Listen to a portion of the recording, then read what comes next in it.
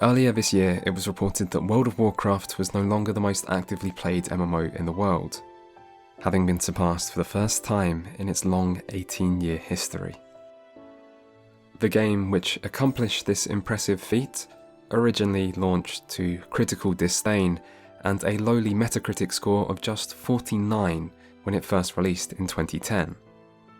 And yet, its latest expansion has the highest user score of any game released in 2021, and it currently has over twice the number of active players of World of Warcraft and World of Warcraft Classic combined. The tale of Final Fantasy XIV might be the greatest comeback a video game has ever made, and its rise over the last 12 months is a genuine piece of MMO history. It is the first time since its release in late 2004 that World of Warcraft has not sat atop the MMO world looking down at its lesser peers. It is the first time it's ever had to look up. But this video isn't about World of Warcraft, and unlike a lot of people who have been talking about Final Fantasy XIV this past year, I am not a WoW refugee, only now seeking asylum in the greener pastures of Eorzea. In fact, I am pretty close to a Final Fantasy XIV veteran, as although I didn't play the largely unsuccessful and later abandoned 1.0 version of the game, I have been playing the Realm Reborn version on and off since not long after its release in 2013. In total, I have over 6,200 hours playtime, which is around 260 days of logged in game time, meaning Final Fantasy XIV is my most played game of all time, probably by a few thousand hours.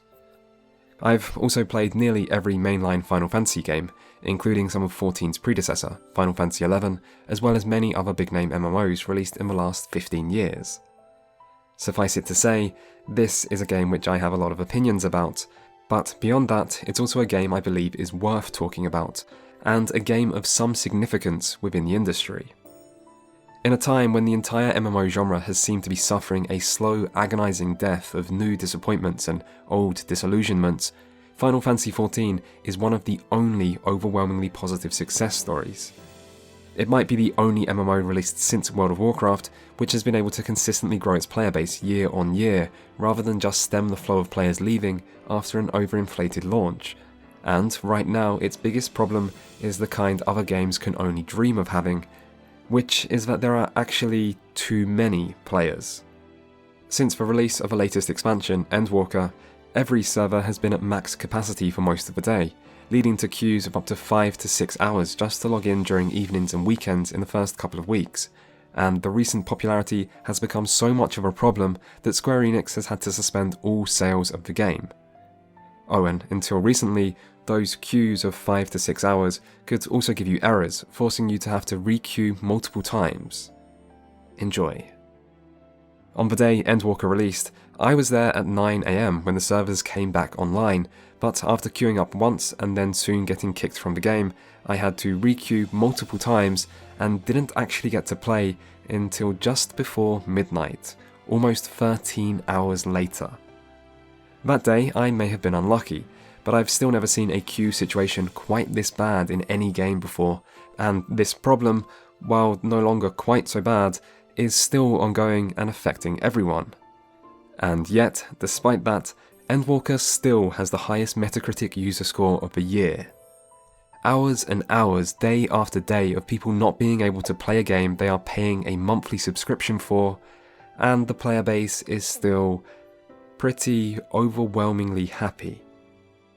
Which begs the question of how has this happened? How has Final Fantasy XIV become so beloved? How has this game done what no other MMO could? And what does this mean for the genre? And with over 6,000 hours of game time, I feel I am in a position to at least try to answer those questions. Before that though, a quick thank you to this video's sponsor, Manscaped. Now, if there's one thing everyone knows about MMO players, it's that they're a very well-groomed group of people. That's what they say. Wow, MMO players, how well-groomed you all are. And there's no better around to help you maintain that esteemed status than Manscaped, the global leader in men's grooming and hygiene products like the Lawnmower 4.0, which provides precision grooming for even the most sensitive of areas. And with its skin-safe technology, waterproof design, LED spotlight and wireless charging, it's basically idiot-proof. Which, based on many of the people I've played with, is also probably a good thing for MMO players. And you can get all that alongside Manscaped's anti-chafing ball deodorant, ball spray toner, handy disposable magic mat, and 2 free gifts, all with 20% off and free international shipping when you use code NKB at checkout. So follow the link below, and thank you Manscaped for helping keep the lights on at the Never Knows Best YouTube channel. There is one final thing to talk about before we truly begin, and that is a little bit about the genre itself. There is no feasible way to tell the entire history of the MMO genre in a couple paragraphs, so I won't. But if you were to skip over almost everything and still wanted to understand what the hell's been going on with the genre for the past couple decades, then I think it's best to think of it like this. You can divide MMO history up into 2 parts, the old school era and the modern era, with one game sitting in the middle as a bridge between the two and as a landmark everyone recognises. That game is World of Warcraft, and when it was released in 2004, it was noteworthy for being more accessible, less grindy, less punishing, and with a more engaging quest design than the MMOs of the past which preceded it. If you were to compare that 2004 vanilla World of Warcraft to modern World of Warcraft or any other modern MMOs, those descriptions wouldn't make much sense anymore, because compared to most MMOs that came since, including the game that WoW has become, vanilla WoW was decidedly old school in its design. And that's why it's helpful to think of MMOs in 2 eras, with World of Warcraft being the changing point when the genre started taking major steps towards accessibility and player convenience in the way these games were fundamentally designed. Some examples include the introduction of Dungeon Finder, raids of multiple difficulties including Looking for Raid, the widespread use of plugins and ubiquity of DPS meters, cross-server grouping and sharding or mega servers, more focus on instanced PvP rather than open-world PvP, and so on. Other changes came about not through the actions of developers, but just as a result of the evolution of the internet age, like the widespread use of guides for raid content, or wikis to tell you where quest objectives were, or optimally calculated DPS rotations to tell you exactly how best to play your class, or streamers existing. The main consequences of this were a rapid increase in accessibility and convenience, but as these increased, the importance of community decreased alongside them, as new game features and the internet replaced the need to talk to and interact with other players. For example, to find a group for a dungeon, you used to have to shout in chat to recruit and manually invite people, then all travel together to the dungeon while watching out for being attacked by members of the opposing faction. Then they added the Dungeon Finder, and all you do is click to queue up, wait for the queue to pop, and then click to teleport straight inside. Hopefully, you can see the difference between these 2 experiences. One is simple and convenient, the other is not, but it does encourage socializing, as not only do you have to talk to people to get anywhere, you also have an incentive to befriend those you meet to make the process of finding a group easier in the future. What you really need to understand here though is that this kind of fundamental change wasn't limited to a few one-off examples. It was widespread and existential in nature. It was like the Industrial Revolution had come for the MMO genre, where the old ways of doing things were replaced by this new, more efficient machinery of the modern age, and you had to get with the times or be left behind. And while many people, myself included, still remember and might have a preference towards how things were in the past, it doesn't change the fact that MMOs changed, and World of Warcraft led the way. Then, along comes Final Fantasy XIV, which was originally released in 2010 and was nothing like World of Warcraft. Instead, it was a spiritual successor to Square's earlier MMO, the more old school yet also quite console-focused Final Fantasy XI, but this version of Final Fantasy XIV proved unsuccessful with critics and fans alike, mostly because of its outdated design features. So, a couple years later, it was shut down, only to be rebooted in 2013 as Final Fantasy XIV: A Realm Reborn. Many details were kept, like the setting and races, but many things changed, as this time, instead of being inspired by Final Fantasy XI, the developers instead took inspiration from the king of modern MMOs, World of Warcraft. And that's not just conjecture on my part, there are quotes from reliable sources confirming as much.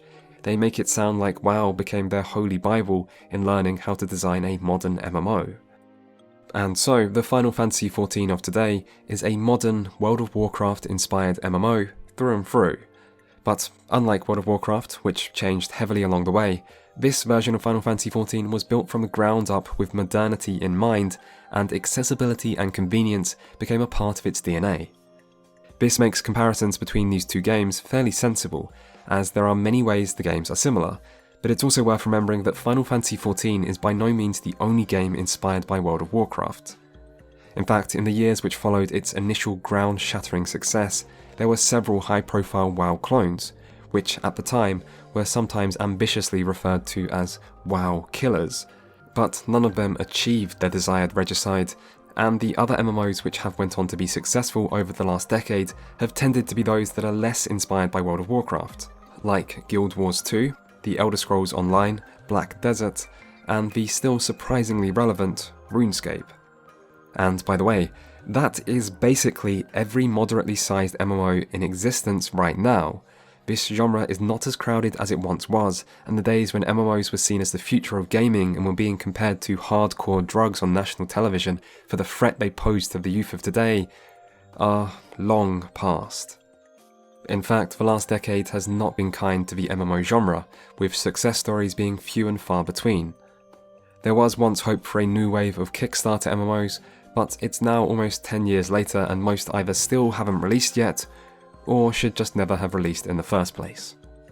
Generally, things are bleak for MMO fans, which makes Final Fantasy XIV all the more significant. It has succeeded where others have failed, grown at a time when the genre has seemed to be shrinking, and overtaken that which for a long time was seen as untouchable. So, why? What exactly has this game done right? What sets it apart from its less successful peers? Well, let me tell you exactly why, in 5 parts, spread out across 2 hours, and delivered alongside some healthy criticism of the game in its current state, and other observations about what the game does well. Hey, I give you answers to questions people may or may not care about on this channel. I don't make those answers easy. So, let us begin.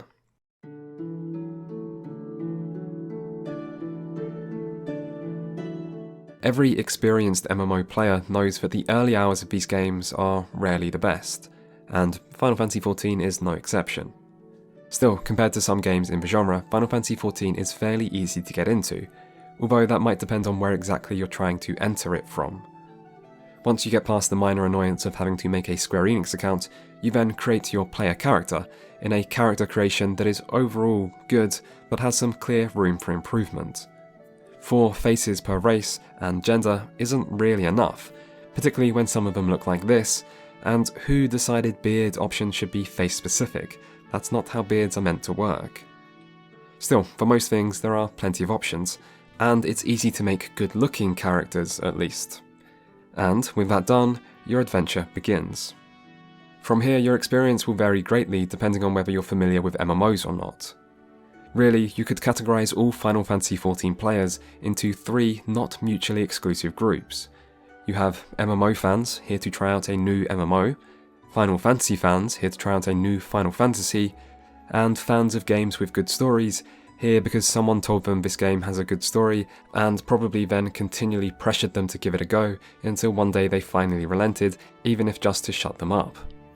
And, for the most part, this is a game that has been designed to appeal to all 3 of these groups, but which you're in might heavily impact your initial impressions, so why not consider each in turn? For those only here for the story, you're in luck, both in regards to how much story there is and how soon it gets underway, with the player taking the role of a new adventurer freshly arrived in one of the 3 different city-states of Eorzea. From here, the story goes on to place a large focus on world building, introducing you to the state of affairs within your initial surroundings, then the rest of Eorzea, before the primary focus settles on the beast tribes of the land and their tendency to summon powerful magic creatures, known as primals, who they worship as gods, and who the player tends to get tasked with taking care of. This is a big part of what you do in this game initially. You go around killing other people's summoned gods, which is not a bad way for an MMO story to create a near endless supply of raid bosses. Things are further complicated though by a new attack from the hostile Garlean Empire, who deem the presence of primals popping up in Eorzea as a threat, and by a mysterious group of robed figures known as Ascians, as well as many other things, one of which being that 5 years before A Realm Reborn begins, there was something called the Calamity, where a Garlean general brought down the moon, which was actually hiding an ancient Allagan prison containing the elder primal Bahamut within it, who then unleashed devastation on the land, almost destroying everything, including, maybe, you. This is what you see in the opening cinematic, and it's also the way Final Fantasy 1.0, the unsuccessful version of the game released in 2010, ended in late 2012. Yeah, the reboot of the game was an event written into the lore, and something Legacy players actually got to play through over the course of several months. Oh, and this is actually the 7th Calamity, and you can hear about the rest, and many of their accompanying civilizations, as you play through the game, alongside all sorts of other things. There are many ways you can describe the story of Final Fantasy XIV, and complicated might be one of the most obvious. There is a lot of lore and world building, and most of it is delivered by way of dialogue in the main story and side quests. This results in a very text-heavy, story-driven game, and it's hard to imagine many people will really enjoy the overall experience if they're not prepared to at least take the time needed to read through the main questline. And if you do read through this questline, it will eventually take you to the stars and beyond, in a journey of such extravagant scale, depth, and emotion that the only word to truly describe it is epic. But that's not quite what you get in the early game. Final Fantasy XIV's story is slow, its beginnings are humble, and compared to most other non-MMOs, its presentation can seem a little lacking. This is something which has improved over time, with each expansion receiving more voice acting and higher quality cutscenes, but even now there's still a heavy reliance on recycled animations, particularly with the player's own character, who is mostly limited to in-game emotes as a means of expressing themselves within the narrative. The Realm Reborn section of the game is even more behind the times though. Even the opening cutscene is only partly voice acted, and from then on, voice acting is infrequent, with even the relatively high effort climax of A Realm Reborn, the Praetorium, still only getting voice acting for the final battle with Gaius. As for the quality of the voice acting, it's not great, as while some characters are fine, many feel a bit amateur, and when you get to the game's first expansion, Heavensward, the entire English voice acting cast just gets replaced. From here, the quality drastically increases, but the sudden change is jarring, particularly for new players who go straight from A Realm Reborn to Heavensward without the several-month break in between past players experienced at the time. For any who have forgotten just how jarring this change is, here are a few examples to refresh your memory. Well, far be it from me to boast, but I do have the ear of certain influential individuals. You are more than generous, my friend. On behalf of my fellows, I humbly accept your offer of hospitality. We both know I can do no such thing. It isn't safe for you here alone. If we sever these supply lines, we should at least be able to slow the escalation. And in addition to the speed and manner in which it's told, the story in A Realm Reborn also isn't Final Fantasy XIV's strongest. The robed Ascians who play the role of shadowy puppet masters come across as hammy and uninteresting. The Garleans have some cool armour, but otherwise seem like your typical generic militaristic empire, and the main characters who support the player in your adventure, the Scions of the Seventh Dawn, feel flat and underdeveloped. So, if you're only here for the story, A Realm Reborn doesn't show the game at its best, but it does provide an introduction to this world, and it's a world worthy of introducing. Say what you like about the base game, but you can't deny that its world has a certain free-spirited, high-fantasy, classic JRPG charm to it, particularly if you're a Final Fantasy fan, and here we come to the second type of player. If you are a fan of the series, 14 goes to great lengths to serve you with plentiful references that span the entire main series and start immediately, and for the most part they are done quite tastefully. There are some exceptions. For example, I have long hated the veteran reward outfits of classic Final Fantasy protagonists, and the fact that the Cloud outfit is from the movie, not the game, doesn't exactly help matters. If this was a single player game, this wouldn't be a problem as you could just ignore them, but I resent seeing these outfits around the world. It detracts from immersion and feels like a cheap and lazy way to implement fan service. But most examples aren't like this. I still think Final Fantasy XIV occasionally tries too hard with its fan service, and there's a fine line between an enjoyable reference and something that just feels forced. To show what I mean, just look at the previous two 8-man raids, Eden and Omega. During the Omega raid, the entity that is Omega basically creates replications of powerful foes to test the player, and the foes it creates just happen to be 4 bosses from Final Fantasy V and then 4 from Final Fantasy VI. The problem with this is that it comes across as overly deliberate, and for anyone who isn't familiar with these games, these bosses seem disconnected and uninteresting in their own right. I mean, I remember Sabin suplexing the Phantom Train just like everyone else, but fighting a train as the first boss in Sigmascape is just weird for anyone who hasn't played the original game. Meanwhile, the next raid, Eden, is full of Final Fantasy VIII references, but they're handled more subtly, and the overarching story is designed to be enjoyable on its own. So in Eden, the references enhance something which would otherwise still work without them, whereas Deltascape and Sigmascape rely on familiarity with the source material for their appeal, and the former is better in my opinion. For the most part though, Final Fantasy fans are in for a treat with 14, and even though this side of Final Fantasy XIV isn't really what makes it good, and its original concepts and designs have always been on par with any of those taken from the rest of the series, there is something to seeing so many references from material many players will be familiar and fond of. In a way, this game can seem like a celebration of the entire Final Fantasy series, and even as someone who usually doesn't care much for fan service, I'd be lying if I didn't admit that as a big Final Fantasy VII fan, when Knights of the Round showed up in Heavensward, it was incredible. It was both so unexpected and yet fit the story so perfectly, and it remains one of my favourite moments in the entire game. However, even the biggest Final Fantasy fans, as well as anyone just here for the story, will eventually have to come to terms with the fact that Final Fantasy or not, this is still an MMO. If you've never played an MMO before, it's a genre that can be a bit intimidating.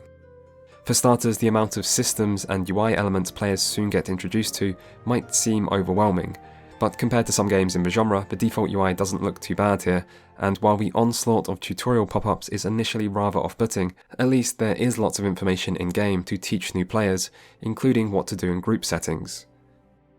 Players will also need to get used to combat, which might not be what most are familiar with.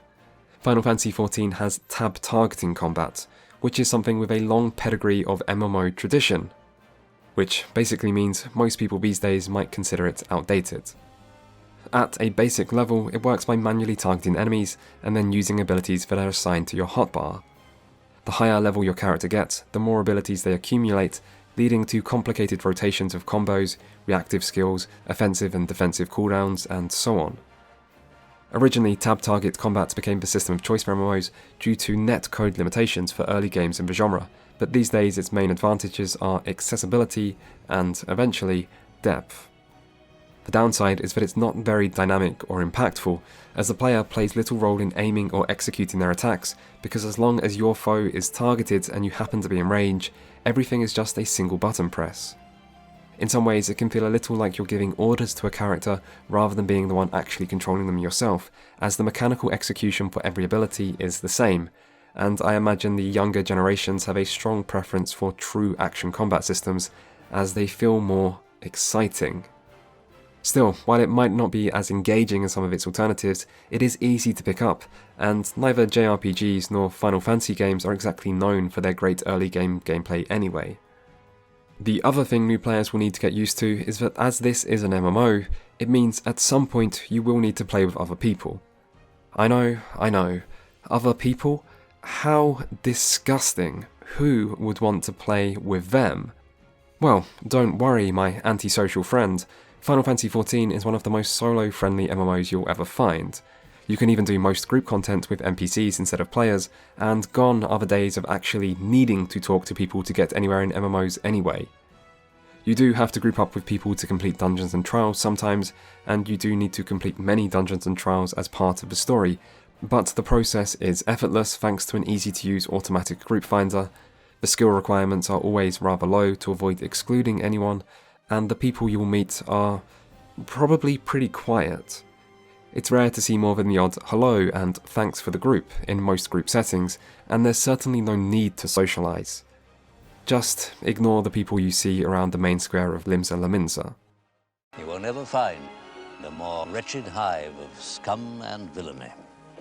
We must be cautious. And if you do find yourself talking to another person, you'll probably find them reasonably helpful, which is partly a result of the Sprout icon all new players get branded with. This might sound more like a curse than a blessing, particularly if you have any preconceived notions about MMO player elitism, or you just really hate small plants. But the reality is, people tend to be very forgiving and understanding of new players, and with a Sprout icon above your head, you don't even need to say anything for everyone to realise this is what you are. And there are other ways this game incentivises positive interactions with others as well, like the commendation system used to reward players in group settings, or the first time completion bonus, ensuring new players in most groups are usually more of a boon than burden. So, for new players who lack MMO experience, Final Fantasy XIV offers something that is, relatively speaking, very easy to get into, and waste no time showing off its Final Fantasy theming and throwing you into its long and, these days, highly acclaimed story. The generous free trial also allows players to try all of the base game and first expansion without spending any money, and as monthly subscriptions are generally considered rather off-putting to non-MMO players, this also probably helps convince new people to give the game a chance. That's not to say that MMOs, Final Fantasy or otherwise, are a type of game that will be for everyone, and aspects like the tab targeting combat, the UI design, the infrequent voice acting, and so on might still turn new players away, but Final Fantasy XIV has clearly been designed to ease new players into the experience, and the strong branding the Final Fantasy name gives it, and the lack of MMO competition these days, have likely helped ensure that there is a constant influx of new players willing to try the game out for themselves. This is the first, albeit least interesting reason for why I think this game has been so successful. It is an accessible, relatively polished, and new player-friendly MMO with a strong reputation in a time when competition is fairly scarce. And while this doesn't provide the most exciting way to kick our list of reasons off, sometimes life isn't always about the most exciting ways. That's just how it is. There is still one last group of players worth considering here though, and that is those who are already experienced with MMOs. This group won't have a unified set of expectations, but most will still be judging the game on how it compares to other MMOs. So, how does the early Final Fantasy XIV experience compare to its peers? Well, firstly, as already mentioned, it is more story-focused. This is particularly true now the rate of experience point gain has been increased, meaning you can level almost the entire way by just following the main story quest. But even before this, Final Fantasy XIV was always very story-heavy by MMO standards. This also impacts the leveling experience, as there's less focus on doing tasks within the game world, but MMOs don't always have the best reputation when it comes to giving players fun tasks to do within their worlds. As for the world itself, it does look good, particularly for a game released in 2013, but the main downside to this is frequent loading screens separating areas. This game was originally designed to run on the PlayStation 3's very limited amount of RAM, and while PS3 support has luckily been abandoned since Stormblood, certain scars still show, like the way that the 3 original cities are each split into 2 distinct areas. As for new zones, while they might have continued the trend of looking good and have grown larger in size, in other ways even less care has been placed on world design. In the Realm Reborn zones there is a lot of variety to enemies, with both non-hostile foes and the occasional higher level enemy, as well as more consideration placed on enemy layout, or making sure enemies feel like a part of an actual ecosystem. In later zones, however, all enemies feel overly similar in strength and behaviour, and their layout seems very evenly spaced, with little consideration given to realism. And this lack of attention to detail might be a little disappointing for anyone coming from an MMO which places more focus on the world itself. As for the combat, tab targeting will likely be nothing new, but something you will hear a lot, particularly from World of Warcraft players, are concerns over the global cooldown, or GCD. This is the time between each use of a normal ability. The standard GCD in Final Fantasy XIV is 2.5 seconds, which is slower than WoW's 1.5, and for years this has been a widely referenced data point when making comparisons between the two games, with the 2.5 GCD of Final Fantasy being used as proof that the combat is slow and therefore bad. And at low levels, when your character only has access to a small portion of their overall skill set, the difference in speed is very noticeable. However, by max level, the difference in combat speed is less apparent, and the 2.5 second GCD of Final Fantasy can be quite misleading. Firstly, it can be lowered by the stat's skill speed, as well as other class-specific buffs. For example, on Monk, one of the faster melee classes, I currently have a base GCD of 1.87 seconds, which isn't really that far off the 1.5 of WoW. Secondly, Final Fantasy features many instant abilities, which are not on the global cooldown and can instead be interwoven between two GCDs, making combat feel faster than the GCD implies. For example, here is the current opener for Dragoon, one of the melee classes with the slowest GCD. In the image, the GCDs are on the bottom row, and as you can see, not only are there lots of additional off-GCD abilities, but you also need to sometimes press 2 off-GCD abilities between each GCD. So the difference in combat speed is smaller than the GCD makes it seem, and comparisons between actions per minute for each game shows that they are quite similar. WoW is still overall slightly faster, but Final Fantasy also tends to have slightly longer rotations to make up for this. There is still a slightly different feel to combat though, with WoW's rotations seeming more frenetic thanks in large part to the heavy reliance on procs or reactive abilities, whereas Final Fantasy's rotations feel more methodical due to their more static and deterministic nature, but in terms of both speed, complexity, and overall skill required to perform, I have always found the two games not really that dissimilar. But Final Fantasy can feel slow at the start, particularly if you have spent lots of hours playing an MMO with a faster GCD.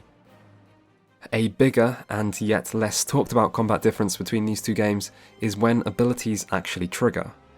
Final Fantasy XIV features many high-quality combat animations, which are very pleasing on the eye, although they can also be overly flashy in group encounters. Because of this, there is an option in the settings to reduce other players' battle effects, which I highly recommend you turn down, as while 4-man content might look okay, 8-man content becomes messy, and 24-man content or highly populated open-world events like Fates or Hunts feature so many particle effects and flashing lights that it can feel like a war crime is being committed against your eyes each time you have the pleasure of grouping up. Still, while Final Fantasy XIV's flashy combat animations are usually a positive, these animations aren't always that responsive. If you press an ability in WoW, it feels like it happens instantly, with the damage number and sound effect triggering straight away, but if you press an ability in Final Fantasy, it often feels like there is a small delay to account for the animation, and even instant effects can feel like they take time to trigger, something you can easily notice on abilities which lock you in place for their duration, like Dragoon's jump. There's also possible differences in netcode and recognition of abilities server-side. This is hard to compare between games, and I've seen a lot of contradictory information about this from players over the years, but any experienced Final Fantasy XIV player can surely remember times when you use your instant "oh shit" ability, like Benediction, Hallowed Ground, Homegang, or Living Dead, only for it to go on cooldown without actually triggering in time. This is annoying and potentially very costly, and that kind of thing doesn't seem to happen in WoW because WoW's combat is very responsive. It is one of the best things about it. Finally, there's also a difference in enemy ability timings that many new players will find strange until they're used to it, which is that these abilities trigger instantly based on when the enemy finishes their cast. However, this is also when the animation for these abilities starts, and animations always take some time to play out, meaning the animations are somewhat delayed from when the attack effect actually happens. What this essentially means is that if you are just inside an enemy AoE when the cast ends, then you'll always be hit by that AoE, even if you move out of it by the time you actually see the animation. And the reverse is also true, meaning as long as you are outside the AoE when the cast ends, you can move back into the AoE area straight away without being hit as the animation plays. This is at least a fair and easy to understand way for enemy abilities to work, but it's not intuitive for new players, and it can look and feel very unnatural. There are plenty of other differences between Final Fantasy XIV and other MMOs too, in aesthetics and content, in the class system and character building, in party size and etiquette, and so on. Some of these differences I'll come back to, but I think it's the two previously mentioned that are the most notable for MMO fans, which are that Final Fantasy XIV's combat starts slow and can take time to get used to, and that this is a very story-focused game with more emphasis placed on storytelling than other potentially important aspects like world design. And so, for all three different types of potential new player, we can see that there's always one thing tying everyone's different experiences together, one thing you can't escape in this game, no matter who you are or what you enjoy, and that is the importance of the main story. This is an MMO, maybe the only MMO, where story truly takes precedence over everything else, and so I guess it's only fair to talk more about that story before anything else.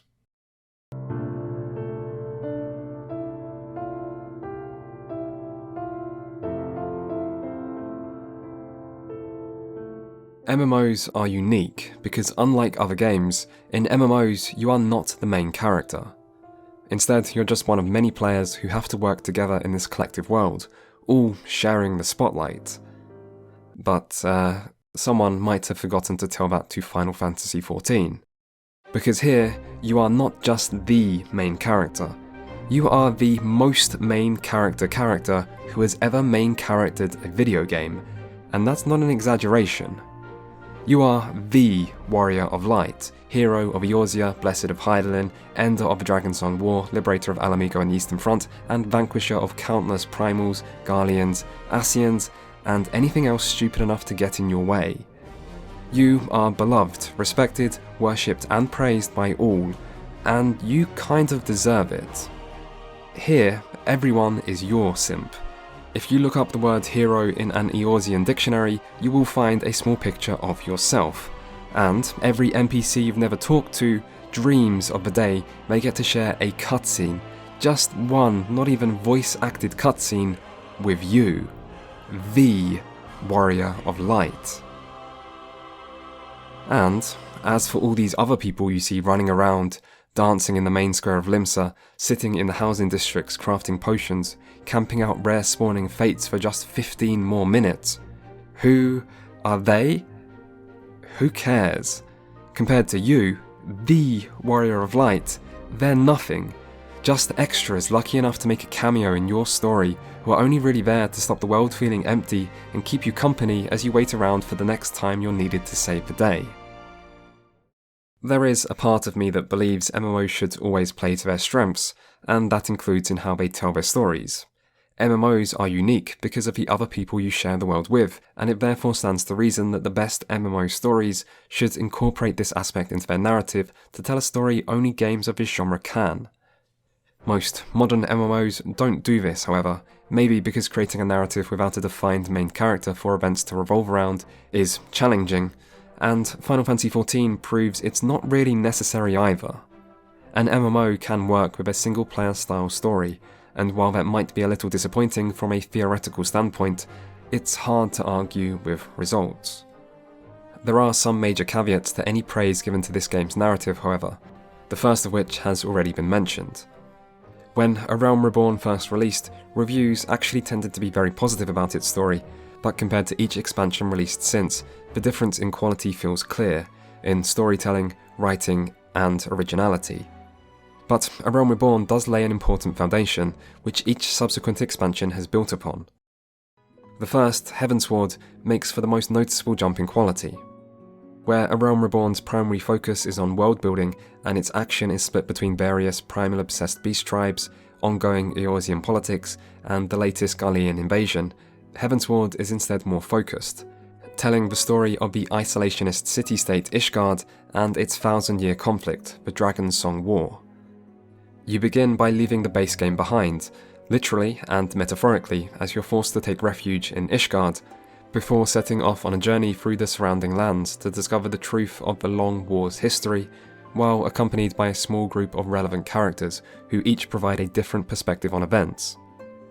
In this way, Heavensward feels like a classic JRPG tale of a band of adventurers coming together to travel through fantastical lands to try to eventually save the day. And whereas A Realm Reborn featured many characters, none of which received any real development, Heavensward is where that starts to change. This is most notable with Alphinaud, who is almost unbearable in A Realm Reborn.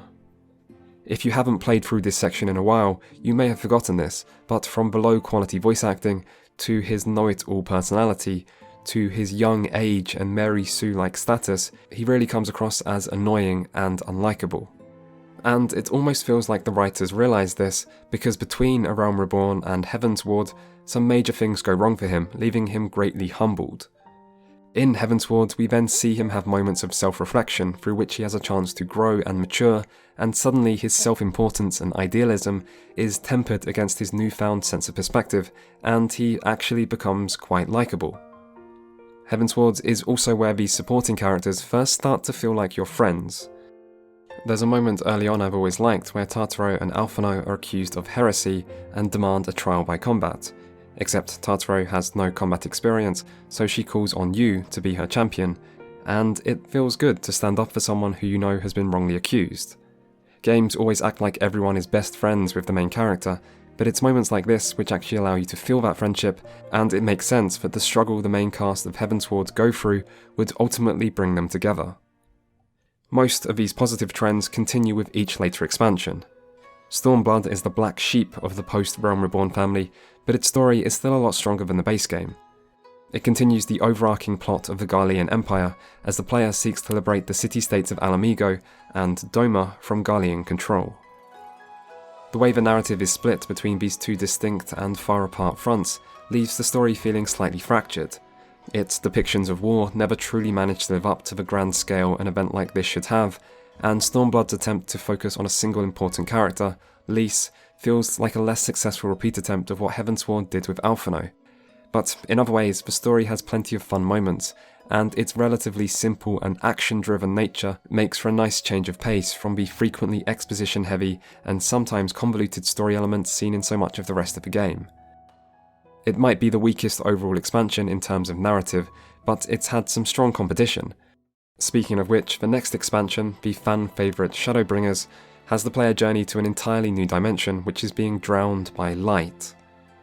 This forces the main character to take up the role of Warrior of Darkness in a subversion that feels instantly engaging and also gives Shadowbringers a really strong aesthetic identity that comes across as wholly distinct from anything else in the Final Fantasy series. Initially, I was turned off by Shadowbringers' seemingly unnecessary isekai-like premise of being teleported to another world, but by the time the journey is coming to its close, it's almost impossible not to be won over by certain aspects of the tale it tells. Still, the single greatest achievement of Shadowbringers is how it took the worst part of Final Fantasy XIV's story, the ever-present, over-the-top and always annoying shadowy robed Ascians, and fleshes out their backstory to humanise the group and give them clear and understandable motivations, which instantly makes every part of Final Fantasy XIV's greater narrative better as a result.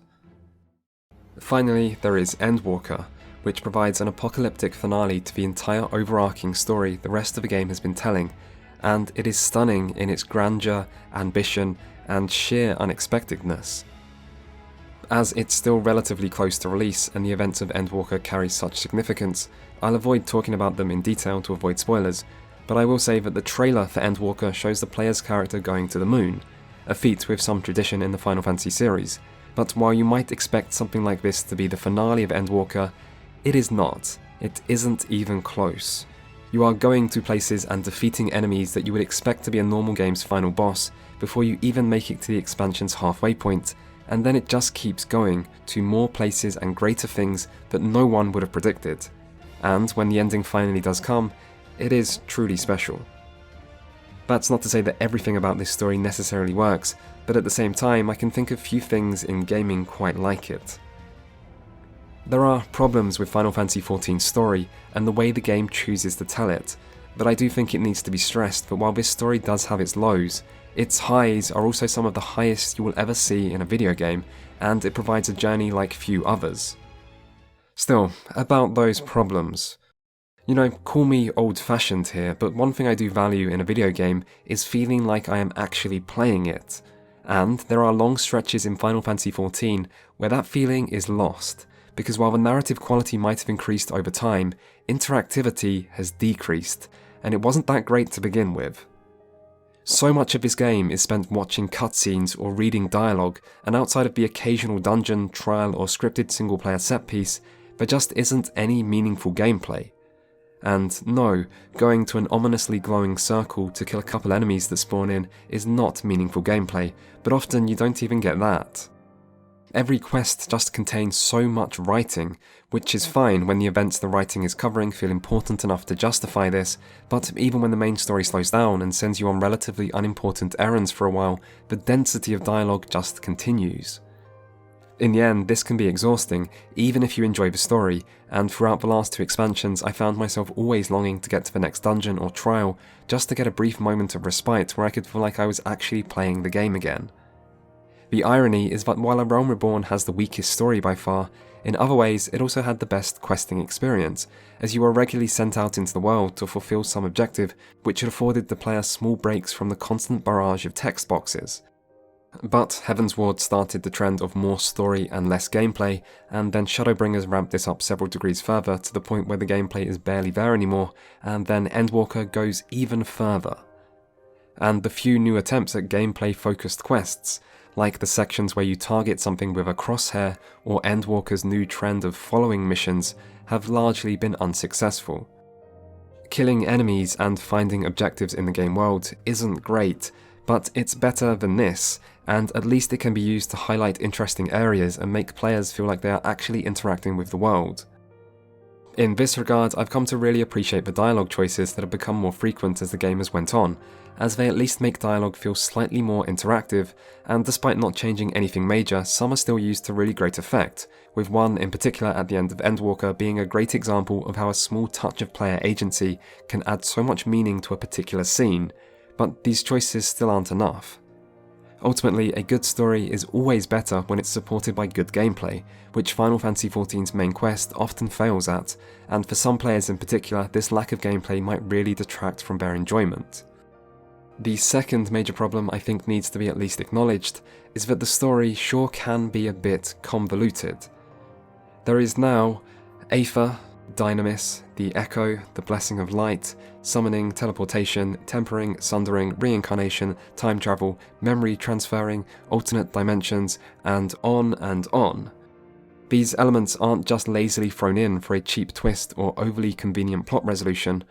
Usually, I'll always resent link pearls, but in some ways this can actually make these things even worse, as every little element is accompanied by scene after scene of exposition to try to explain it all, which can bring the story's pacing to a crawl. There's also a risk that with so many different elements involved, the writers will end up building a house of cards which will one day grow so tall that it collapses in on itself as different elements start to contradict each other, and there are times things already look a little shaky. But I think for now, most are willing to forgive this aspect to enjoy the story's better qualities. And one could have other issues with the story as well, like the overuse of certain narrative tropes, namely the fake character deaths and succeeding through the power of friendship, but how players will respond to these will be up to the individual. For the majority of the current player base, these flaws are worth overlooking to enjoy the narrative's positive qualities, and of those there is no shortage. There is something unique about Final Fantasy XIV's story in its vastness of scale and scope, and the way it has grown year after year, patch after patch, expansion after expansion. It is a true journey of epic proportions, where we witness the story of an entire continent that is interwoven with a large cast of recurring characters and an increasingly well-developed sense of history. The main story alone takes hundreds of hours of game time to complete, and it's worth pointing out that Final Fantasy XIV's story isn't limited to the main quest. There are in-depth storylines for every class, including crafters, every 24-man and 8-man raid, every optional trial, every new batch of relic weapons, and so on. Even if the quality does vary, the sheer amount of story content in Final Fantasy XIV is almost unrivaled, and if you're someone who loves this game, or its world or characters, the never-ending hours of story content is something you just can't get in many other games. And having witnessed this story grow since A Realm Reborn's release, and seen the player base's response to it, I've often wondered whether story might actually be more important to an MMO than people usually admit. This is a genre where people spend weeks, months, even years with these games, and their worlds, and so why wouldn't we want our time and experience to be given more meaning through narrative? To be invested in the story of a game has always made other parts of the experience better. And why should MMOs be any different? For years, people have read static, paragraph-long text dumps as the primary means of delivering story in MMOs, and no one would think this is acceptable in any other game. The same is true for tedious quest objectives that ask us to kill a few too many boars, or gather more sporadically dropping items than should realistically be needed. And the glacial pacing and viscous cutscene density of Final Fantasy XIV might just be another example of this. We put up with the bad because we want to care about this world, and its characters, and our character. We want our experience to have meaning because it isn't an experience like that of a normal game, something we pick up on a whim one day and are finished with by the end of a weekend. It is instead something that becomes a part of our lives, a journey measured in years, something we watch grow alongside our own growth, and a good story can only enhance every other part of the experience. I've seen several people declare Final Fantasy XIV's story to be the greatest ever told in a game, and I don't agree with that opinion, but I can understand why so many hold it. There is something special about this game's story, and if you haven't experienced it for yourself, you might not be able to understand this. In some ways, you just had to be there. And so, we have arrived at the second reason for why Final Fantasy XIV has become the biggest MMO in the world. Because it successfully utilised its story to create something that thousands of players have been able to fall in love with, which has grown and expanded as times went on. Whether that is unique is up for debate. Other MMOs also have stories, and other MMOs might even have good stories, but one thing's for sure is that no other MMO has ever been this committed to telling its story. In Final Fantasy XIV, story really is king, and nearly all other aspects of game design have been made to kneel before it. For example, dungeons aren't just cool locations endgame groups of adventurers head to search for worthy foes and long-lost treasures. Since Heavensward, almost every dungeon is a moment in the main storyline. They are the game's main form of cinematic set-piece. They exist for the story. The same is true for most trials, which are the most epic raid boss fights in this game and are usually there to accompany the most epic story moments. The same is true for the world design, as where other MMOs might decide on which areas of the world to add next and then write a story to justify their inclusion, in Final Fantasy XIV, the story is what informs the world, and it is what decides where we go and when. And the same is true for the multiplayer aspects of the game, which are asked to fit into a story rarely willing to compromise or give them all that much real consideration. In Final Fantasy XIV, story is king, and I'm not sure most of the fanbase would have it any other way. And as broadly accessible as this game has been made to be with countless quality of life updates and casual and solo friendly design, the one thing that doesn't apply to is the story. It is the one part of the game that doesn't seem interested in holding the player's hand. In fact, almost no effort is made to ensure the player is keeping up. This is a story designed for those who read everything, and if that's not you, then tough. You will do it the Final Fantasy XIV way or suffer the consequences of always being confused how this thing works, or who that guy was, or what the last cutscene was actually on about. Still, there is one final thing that needs to be said about Final Fantasy XIV's story, which is that outside of spending real money in the out-of-game online store, the story can't actually be skipped, even the base game.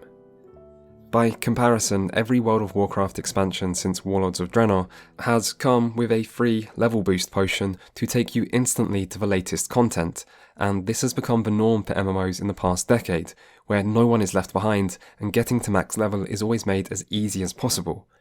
But not in Final Fantasy XIV, as while the speed you gain experience points has been increased, a cutscene is still just as long no matter the player's level, and so if you want to get to the latest expansion or participate in endgame, you will have to play through hours and hours of non-stop story as you journey through all of the base game, every expansion, and every single post-expansion patch. It is a massive undertaking, and this might be a problem for new players, particularly because the base game just isn't that good anymore.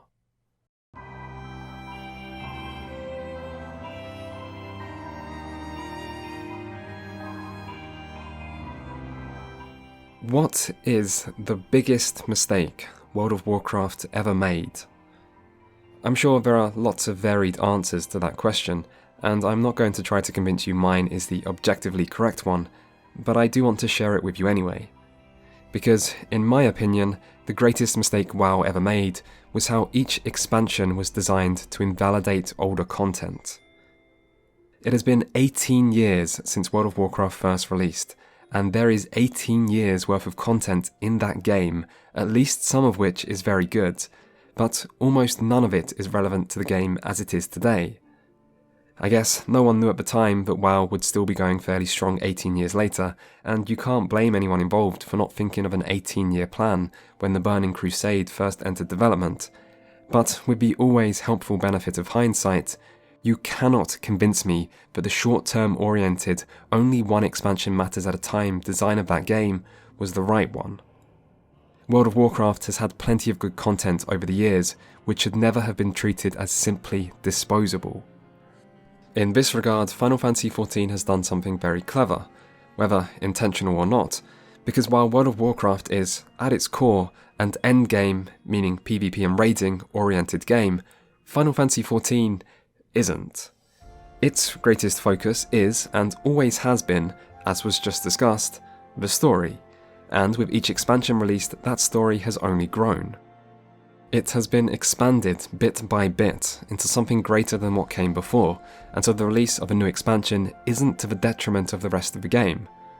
And so, for those who enjoy the story, which is the majority of the player base, Final Fantasy XIV has become better and better, and will likely continue to do so in the future. This is the third of my reasons for this game's success, and this doesn't just apply to the story either. A big part of Final Fantasy XIV's group content is roulettes.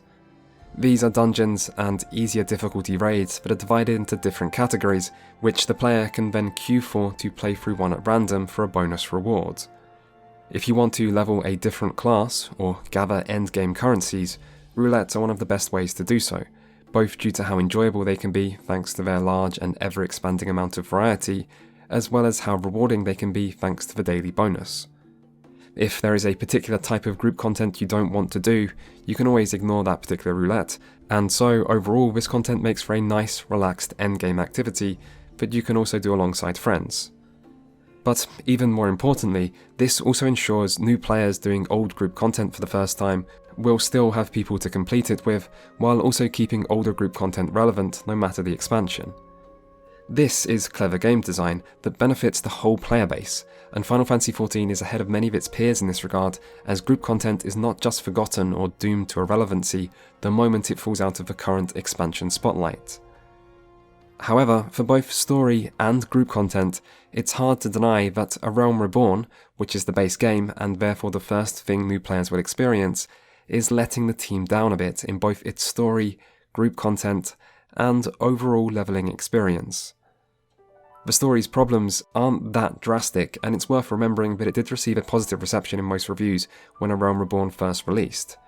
Really, it just feels a little too generic, its characters too one-dimensional, and its pacing too slow. This is made worse by the fact that many new players, lured in by the promise of a good story, will specifically be looking forward to playing through the later expansions, as this is when they hear it actually gets good, while MMO veterans are probably just looking forward to reaching endgame, as that's usually an MMO player's main objective while leveling.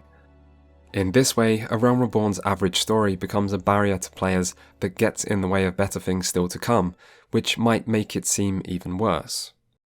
As for A Realm Reborn's group content, its main problems have to do with scaling and difficulty, more so than the quality of the content itself. Over time, there are certain things Square Enix has improved at, such as designing unique and interesting boss mechanics, But in some ways, A Realm Reborn's group content still stands out as being some of the most immersive and non-linear in the entire game, and the overall quality isn't that bad, particularly as the simpler mechanics make sense as a way to ease potential newcomers into the MMO experience. However, the difficulty of this content in the current state of the game is incredibly lacking. With each expansion, old content has been made easier due to a range of factors, such as changes to skills and the impact of scaling down higher level players. The end result of this is that every fight in A Realm Reborn is far easier than it was on release, to the point where they can feel like parodies of their former selves, and A Realm Reborn wasn't a particularly difficult game to begin with. From a gameplay perspective, this makes this content boring for most players, particularly those who have played other MMOs before, but it also diminishes many story moments. I don't want to spend too long showing examples, but I do want to illustrate how bad the issue is, as I don't think many players realise just how drastic the difference is these days. So let's look at two fights, one early into A Realm Reborn and one towards the end. The first is Ifrit, the earliest primal the player takes on and one of the most recognisable Final Fantasy icons. It starts with a still really cool cutscene, and at this early point in the game, this is by far the most interesting thing to have happened yet in the story. Then you get into the fight, and it's over in 1 minute and 20 seconds. During this, Ifrit doesn't get a chance to use his main AoE attack, Radiant Plume, because the fight ends too quickly, and this was in a group with 3 low-level sprouts, by the way, so this isn't even the effect of high-level players. By comparison, I don't know exactly how long the fight took on release as I can't find a full video of it, but I did find a video guide where they had over 1.5 bars of limit break when the nail spawns, whereas today you have less than 1/4 of a bar. And the fact that there used to be video guides created for this fight, I think, speaks for itself. Still, Ifrit normal mode was never an interesting fight, and this encounter is very low level. So let's look at something else. How about the final boss fight of A Realm Reborn's main story, Ultima Weapon? This fight now lasts 55 seconds. There is still healing to do, and AoEs to dodge, because all DPS players just ignore the actual mechanics to rush the boss down instead. One thing you don't see anymore, however, is the boss's final attack, Ultima. The story behind this enemy is that it's an ancient superweapon designed to cast the ultimate magic, which is the spell Ultima, and that's why it's so important you defeat it here. And this used to be what happens in the final phase of this fight as a climactic DPS check. The boss trying to cast this spell is basically part of the story, and there are several lines of dialogue to go with this, but now the boss dies so quickly it doesn't even enter into this final hit point percentage based phase.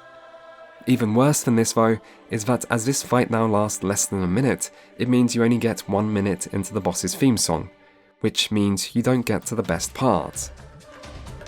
This is what it should sound like. This is what players are missing out on.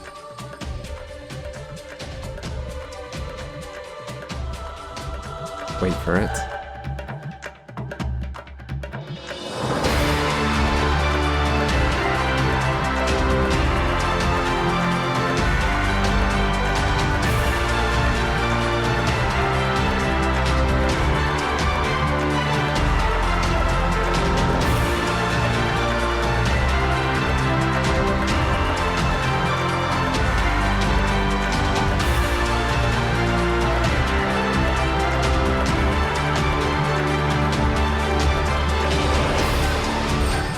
This piece of music might be the single best thing in A Realm Reborn, and they've fucking ruined it.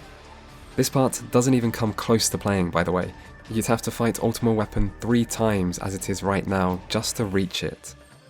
So, in terms of story, music, and gameplay, this fight has been destroyed. In video footage, I found this fight used to take 5 minutes and 30 seconds, by the way, and you could make similar comparisons for almost all older content.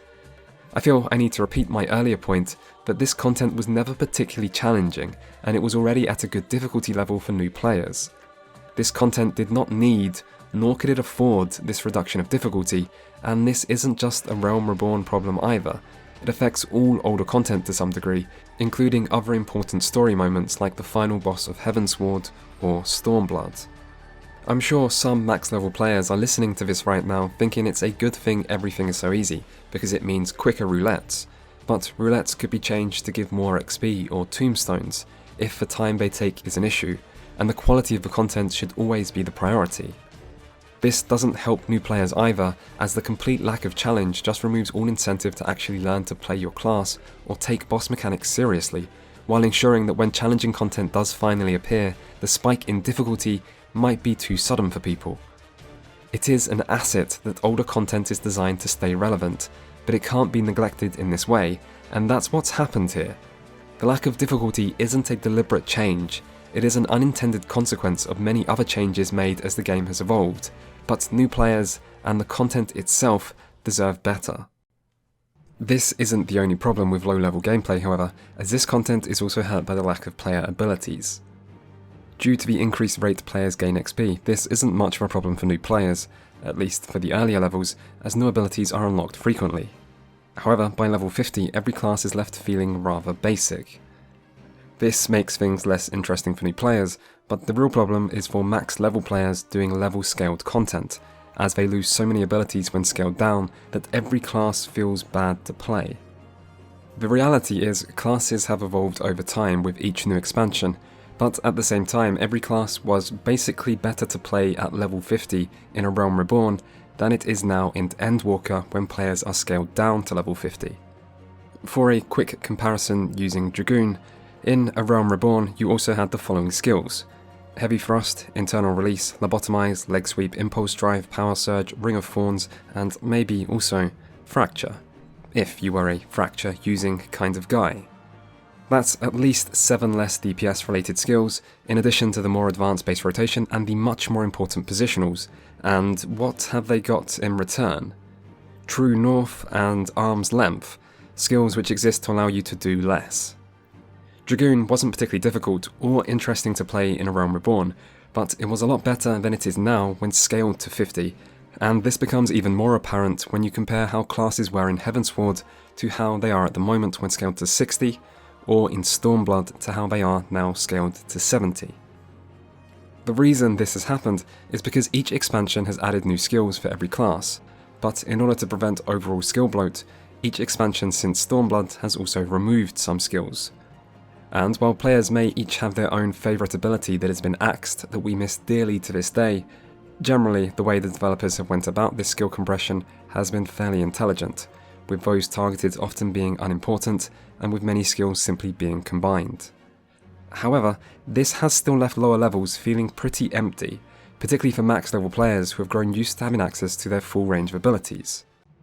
The simplest solution to this would be to just give players more skills earlier, so that by level 50 each class has most of their core spells and abilities.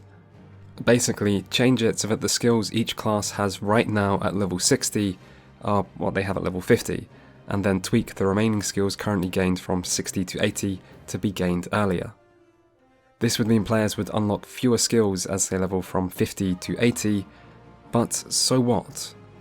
The small loss in sense of progression that comes from this would be more than made up for by the improvement to gameplay gained by giving players more abilities. And this would also make level scaled content much more enjoyable for max level players, as scaled down classes wouldn't feel quite so gutted. It's a win-win solution, and while this would mean low level content is made even easier, that just means it's finally time to stop neglecting this content in the first place and have a major re-evaluation of the current difficulty level. And finally, we come to the leveling experience. Originally, leveling to 50 was quite slow, and players had to engage with a wide range of content to not run out of sources of XP, including optional dungeons, the hunting log, fates, guild tests, and levy quests. Since then, the rate of XP gain for players has been greatly increased, so now you can level almost the entire way to max by just following the main questline. Increasing the rate of XP gain is logical as this game has plenty of content, so it doesn't need to be padded. However, this means there's no need to engage with other content anymore. If I were to ignore the quality of the story, the best leveling experience I've had in Final Fantasy XIV was leveling to 50 for the first time. This was because there was more variety to what I was doing than just reading dialogue and watching cutscenes, and because there was a much greater sense of interacting with the world around me. In particular, I have fond memories of completing the hunting log for the first time, because it tasks you with going out into the world and hunting down specific enemies.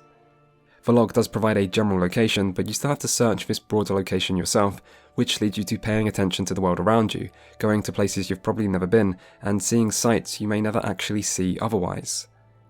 It felt a bit like you were actually off exploring the world, and that sense of exploration is something that is very rarely felt in Final Fantasy XIV otherwise.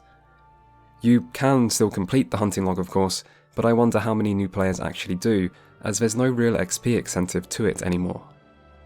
In preparation for this video, I created a new character and went through the lower levels again, and in many ways the experience isn't bad. As you level fast, you gain new skills quickly, the Realm Reborn zones still look great, and the main questline isn't quite as slow-paced as it becomes in later expansions. However, one thing I did find was that I was very quickly over-leveled, even though I was mostly sticking to the main quest. This became particularly noticeable after the main quest sent you to the first 3 dungeons, Sestasha, Tamtara Deepcroft and the Copperbell Mines, after which I found myself 10 whole levels ahead of the main questline, and that 10 level gap continued into the future. Being so over-leveled so quickly doesn't feel very good, as there's no longer any sense of reward to gaining XP, and it almost feels like you're being rushed through the world without the chance to engage with the things around you, like fates or side quests that you might at least want to check out.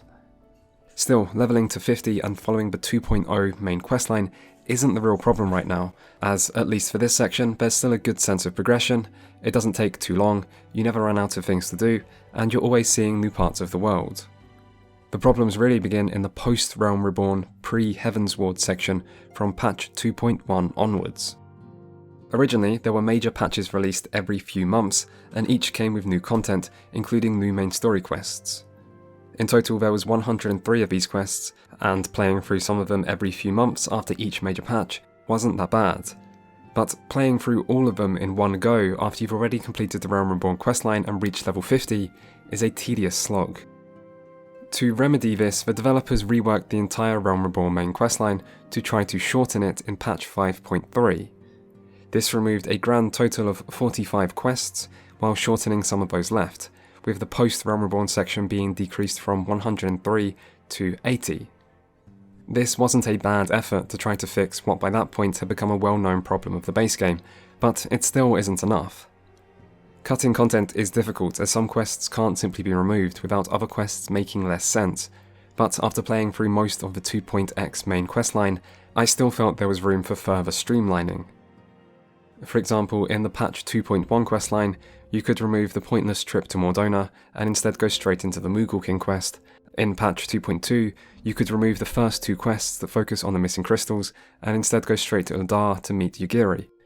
Then remove the entire return visit to the Walking Sands where you look for hiding children and help out with the coach.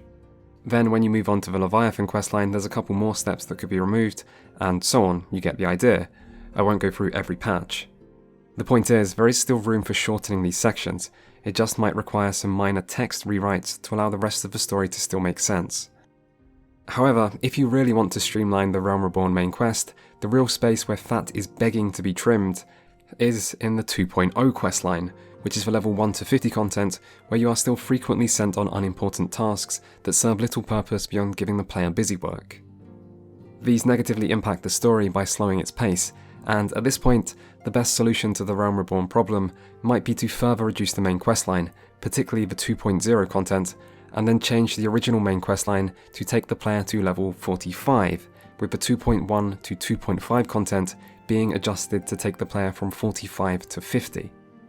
The 2.0 main questline already only has 5 quests higher than level 46, so this wouldn't require many changes to enemy levels, outside of perhaps an adjustment to the 2 8-man main scenario instances, and it would give new players a much smoother and more natural leveling experience, where they won't have to feel like they're always over-leveled early on, or that they are stuck in the endless level 50 post 2.0 slog that currently feels like it exists only to cockblock unexpected new players from reaching Heavensward, where everyone says the game actually gets good.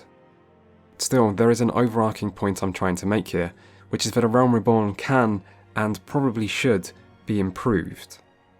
Fix the difficulty of group content, give players more skills sooner, and streamline the main questline. If I really had my way, I'd also include redoing the entire English voice acting for this section. The current voice acting is not good, and the actors all change at the start of Heavensward anyway, so just pay the cost and redo all of it. Because no matter what the future has in store for Final Fantasy XIV, the story will always be relevant, and there will always be new players stepping foot into Eorzea and judging the game based on their impression of A Realm Reborn. So make it better. Fix the Realm Reborn problem by simply improving it. Of course, there is another solution to the Realm Reborn problem, which is to make it skippable, either in its entirety or just the main story. But I think this is the wrong solution for several reasons. Firstly, Heavensward's story is good, but it begins in A Realm Reborn. Basically, patch 2.4 and onwards is focused entirely on Ishgard and the current state of Eorzean politics, and people who skip this would be at a complete loss as to what's going on at the start of Heavensward. This problem would then continue into the future, as there are countless references, callbacks, and direct continuations of plot elements raised in A Realm Reborn throughout the entirety of Final Fantasy XIV's narrative. And this story can be confusing enough as it is, without players just skipping a big chunk of it in the first place. Secondly, A Realm Reborn does have some good qualities, and that includes the story. It is the only part of this grand narrative where the stakes are relatively low, and your character is not yet a famous hero. In many ways, it's your origin story, and it represents an integral part of your character's journey and growth. It also features a lot of lore and world building that, even if not strictly necessary, still enhances the rest of the experience. And so, A Realm Reborn lays an important foundation that each later expansion then builds on, and even if it doesn't do the best job at laying that foundation, that doesn't mean it's not needed. So, don't make the mistake of other MMOs. Don't prioritise the short term over the long. Don't throw away valuable content in an attempt to let new players catch up faster. A Realm Reborn does have its problems, but it's not beyond saving, and in the long term, such efforts might be worth it. And it's not like the problem of too many main story quests would just go away after A Realm Reborn anyway. Each expansion asks the player to take their time reading and watching the story, and then the stretch of post-expansion story quests slows leveling down even more. And that experience understandably won't be for everyone, but that experience is a large part of Final Fantasy XIV.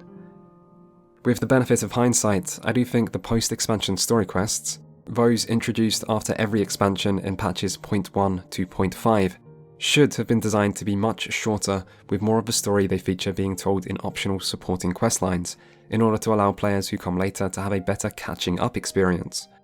Going through these patch questlines one at a time when they come out is very different from playing through all of them together at a time when you're just looking forward to the next expansion already. Still, it's too late for that now, and Final Fantasy XIV is the game it is. There is always a limit to how much of an experience can be changed to appeal to people who might have problems with it, and if you go too far, you risk changing the core appeal of the game itself, something other MMOs might have encountered in their hopeless quest to make their games appeal to everyone. Still, if you do get past the many hours of story content, there is one last side to Final Fantasy XIV that feels worth discussing.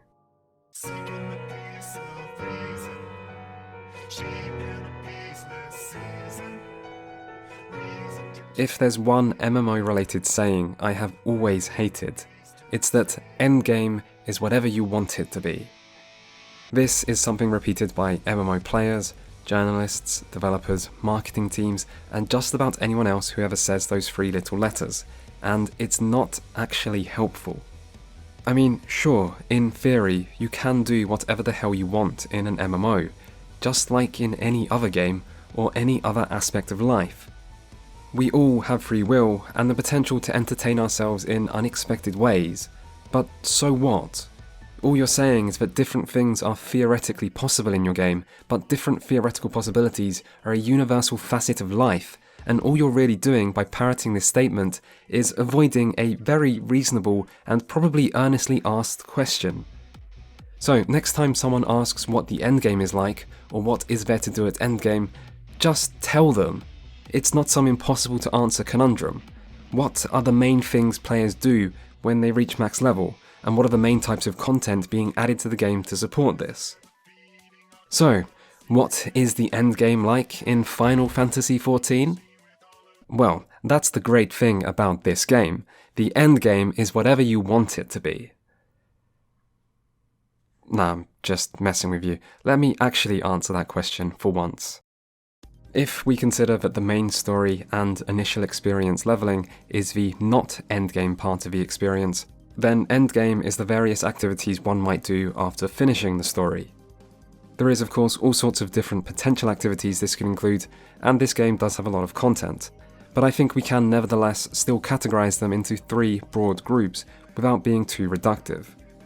These are leveling other classes or alts, acquiring collectible items including but not limited to outfits, minions, mounts, cards, songs and housing items, and finally there is also the classic endgame activity, improving your character's gear.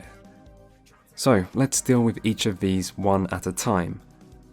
Almost everyone who plays Final Fantasy XIV will spend at least some time leveling other classes. In the past, there used to be a strong gameplay incentive to do this due to the cross-class skill system, which allowed players to use certain skills from one class on others, but this has now long since been removed, meaning there's no longer any actual reason you need to level any other class in this game. And yet, everyone still does anyway, and that's probably because in Final Fantasy XIV, unlike most MMOs, you can level all classes on a single character, and changing class is as simple as one quick button press. This removes much of the barrier of entry to leveling alts, as you no longer have to create a whole new character and go through the various busy work that comes with it, like rearranging your UI, repopulating your friends list, re-unlocking travel locations or redoing story quests, and many other inconveniences. Also, leveling other classes in Final Fantasy XIV is quick and easy, as you get boosted XP if you already have one class higher level, and without so many story-related cutscenes in your way, the leveling speed feels fast. In fact, I know many people who level every single class in the game to max each expansion, which still seems excessive to me, but in this game it's relatively common. And with little reason not to level other classes, you might soon find that playing other jobs and roles can be quite fun. Final Fantasy XIV does have a bit of a problem with classes of a similar role feeling overly homogenized. This is something that's increased over time as more classes have been introduced, and more changes have been made to ensure all classes feel balanced.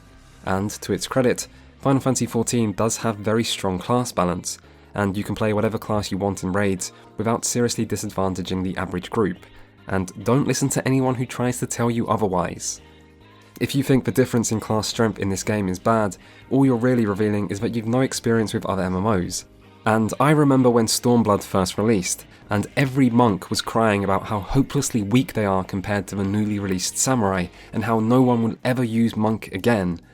And then the raid came out and the world first group used the monk instead of a samurai, because hey, what do you know, I guess the difference was actually pretty small, you bunch of absolute babies. However, the downside to this higher degree of balance is homogenization and weak class identity, but even when what a class does feels very similar to what another class of the same role might do, the way each class does what it does is at least always quite varied, and there is something satisfying to learning a new set of skills and feeling the different pieces come together at max level. And playing multiple classes adds a lot to the gameplay variety by keeping group content fresh while giving you more flexibility when playing with friends, and it can even give you a greater understanding of the game or your specific role in groups by providing you with a greater sense of perspective. As for how you level other classes in this game, well, the main ways are repeated runs of level appropriate dungeons, the already previously mentioned daily roulettes, completing side quests including repeatable reputation-based beast tribe quests, completing fates, which are short, simple, scalable open-world mini-events, and completing other unique group content such as Palace of the Dead or Bosnia.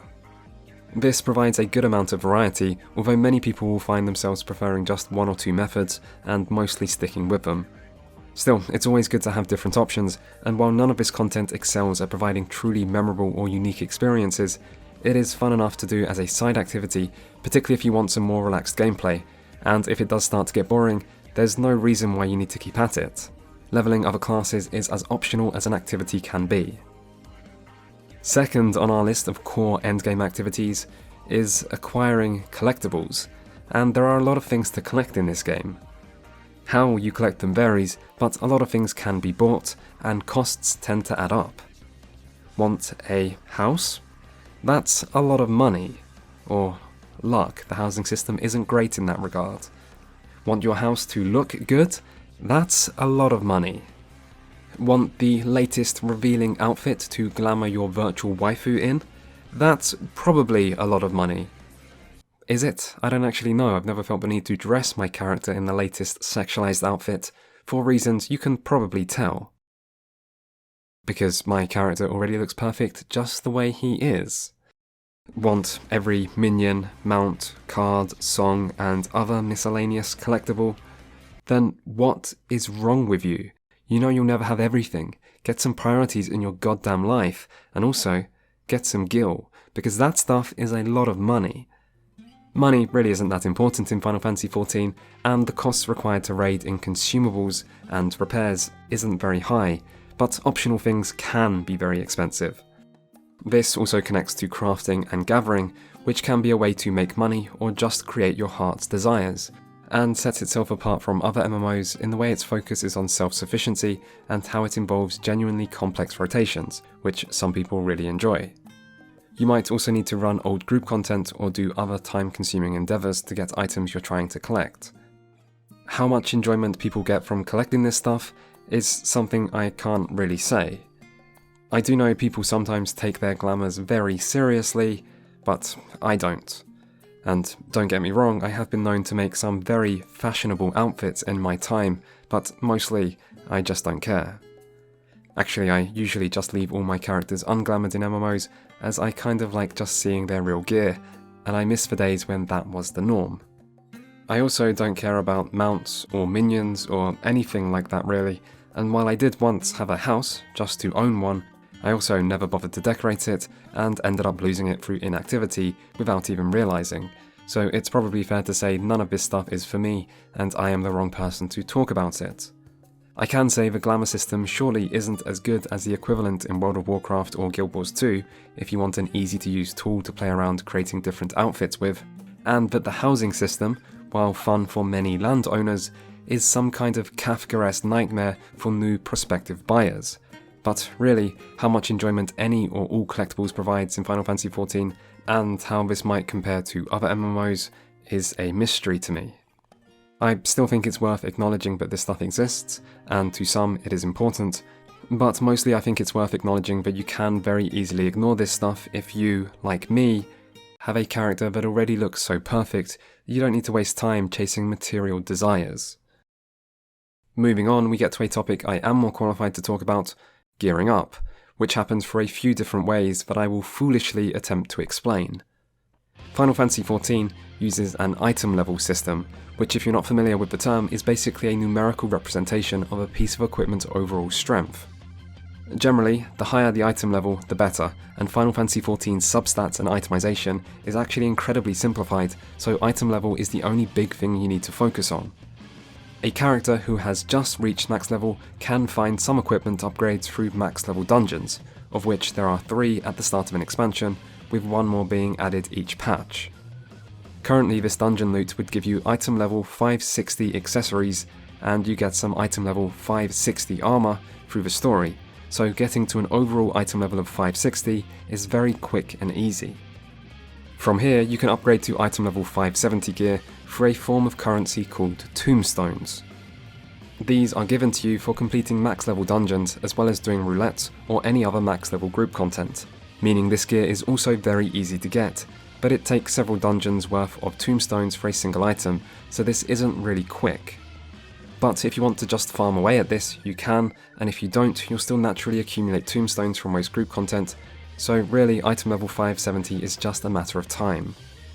Next, we get to item level 580, and it's here where the experience gets a bit more interesting. There are currently 2 extreme 8-man trials, and 1 4-boss 8-man raid, which comes in a normal and savage difficulty. Normal is designed to be done by normal groups, meaning you can queue up for this content to run through it with a group of strangers, and you should be fine.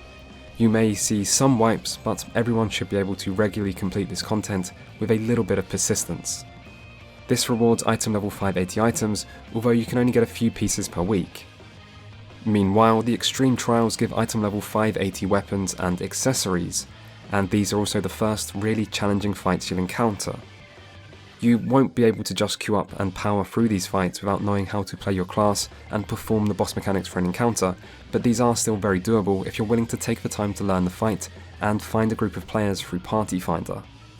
And with that, you potentially have a full set of item level 580 gear. Good job, I knew you could do it if you tried. Then we get to item level 590, which comes from a special type of tombstone currency which you can only get a certain amount of per week. Just like the normal tombstones, this is given to you for most max level content, making it very easy to get, but as there is a weekly cap, it will take quite a few weeks to get a full set of item level 590 gear this way. Still, this gear is accessible for all, even if you don't want to step foot in any raid. Finally, we come to item level 600, the final tier of gear, which comes from the Savage raid. This raid will be quite challenging, and if you want to clear all of it, you'll probably need to find a raid group to play with weekly, rather than relying on strangers. To get a full set of item level 600 gear, it will take several weeks of clearing the raid, but there are tokens from bosses you can trade for specific pieces, in addition to the normal loot drops for killing a boss, so it really won't take too long to get everything, provided you keep clearing the raid. And that is basically it, until the next big patch is released, which is always designed as a catch-up patch. In this there will be a new dungeon, a new extreme trial, and a new 24-man raid that is much easier than the Savage 8-man content, and so can be completed with strangers by queuing up. These all give gear below item level 600, but which can help you to clear the previous Savage raid easier. At this point you'll also get access to items used to upgrade the item level 590 weekly tombstone gear to 600 as well, and so even people who don't want to raid can still get the highest item level gear in time. Then when the next big patch comes along, there is a new 4 to 5 boss Savage raid released alongside the usual new dungeon and trial, and the cycle effectively repeats. And that's basically it. I have simplified a few bits like ignoring the relic weapon and crafted items, but this is most of it. The key point is that you don't need to raid. All this affects is how fast you gear up, and once the new Savage raid is released, gear is mostly reset anyway, meaning at every new raid it's easy to catch up with everyone else and be on equal footing. Also, nothing takes an overly long time to get, and luck plays a small role thanks to bosses dropping tokens. This means that loot isn't very exciting as it's all rather standardised and predictable, but this system does work well at meeting the game's objectives. It's easy to understand by MMO standards, it's accessible to all types of players including both more casual players and returning players, there's little frustration involved from needing to farm or having bad luck, and there is still a gradual sense of gear progression so players can feel like they have something to work towards over a longer period of time. This fairly toned down gear treadmill becomes the objective of most max level group content, and so we could group all this content together as the final category of endgame. So, how is the actual quality of this content? Well, here it makes sense to break things down again, so let's start with the dungeons, or 4-man group content. First things first, there are no hard dungeons in Final Fantasy XIV. There used to be, I guess. Aurum Vale, the final levelling dungeon in A Realm Reborn, was quite tough back in the day. Not so much in terms of mechanical complexity, but everything did pack a punch, and wipes used to be very common. Still, these days there are no hard dungeons and everything is designed at a rather standard level of difficulty, which new players will probably find enjoyable and more experienced players will find a little easy. This isn't the end of the world as dungeons don't have to be hard, particularly those designed for leveling players, and dungeon bosses in Final Fantasy XIV still have interesting mechanics, making them fairly entertaining to do. Generally, it's not that these fights are actually mechanically easy, it's just that their mechanics aren't very punishing. Usually, if you make a mistake, you take some damage and get a vulnerability debuff. If you keep making mistakes, these vulnerability debuffs quickly stack up, and you'll die, but you do get quite a few chances, and the opportunity to learn from your mistakes. This system works well as it means total group-wide failure is very rare, but that individuals still need to pay attention to perform the mechanics. That said, I do think it's a missed opportunity to not have any truly challenging dungeons in the game, as dungeons have a different feel and a different group size to the 8-man content, and I think many players might enjoy the occasional challenging dungeon. Over time, Final Fantasy XIV has developed a bit of a problem with how predictable its endgame group content is. Every 2-patch cycle is basically the same, with a couple dungeons, a couple trials, 1 8-man raid and 1 24-man raid, and the difficulty and structure of each type of content can also feel very similar.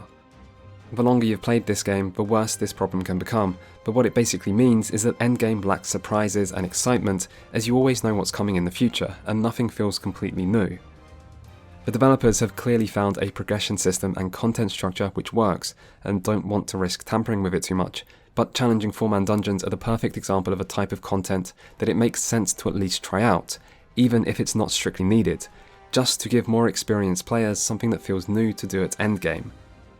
As for the design of dungeons, the visuals, and often the soundtracks, are very high quality, and are probably some of the best you'll find in an MMO, but dungeons still have a big problem in my opinion, which is that if you ignore the visuals, soundtrack, and boss mechanics, every dungeon since A Realm Reborn is basically the same dungeon. If you're not sure what I mean by that, consider this.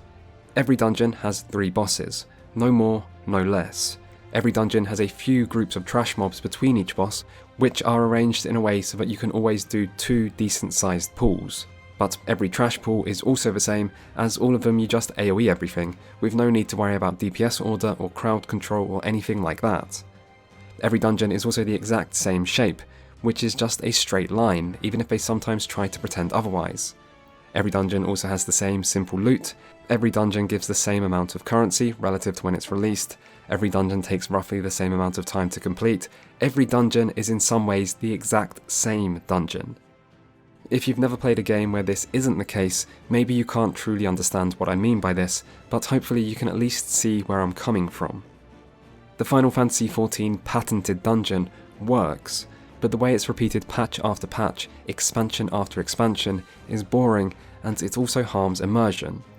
Dungeons don't feel like real places we're exploring, they're not an adventure, there are no surprises, and for me, there will never be a great dungeon experience in this game.